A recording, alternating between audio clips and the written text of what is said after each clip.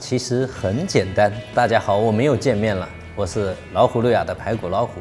今天我给大家简单介绍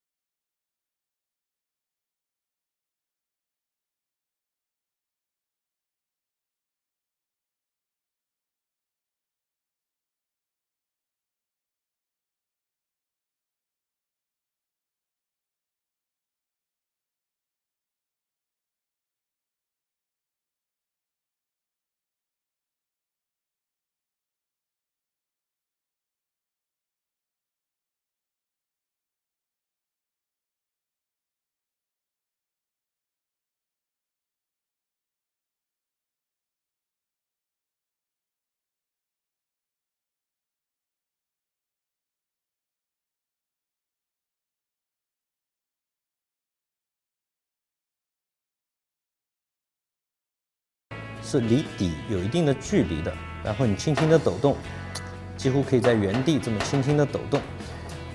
它的诱鱼效果跟德州是完全不一样的。开始我根本不相信，我认为德州钓组能钓到鱼，自由钓组能钓到鱼的，那都是一样的，没有什么区别。但是由于饵在水下的这个动作的差异呢，在很多的情况下，尤其在障碍区，自由的钓组要超过德州钓组的效果。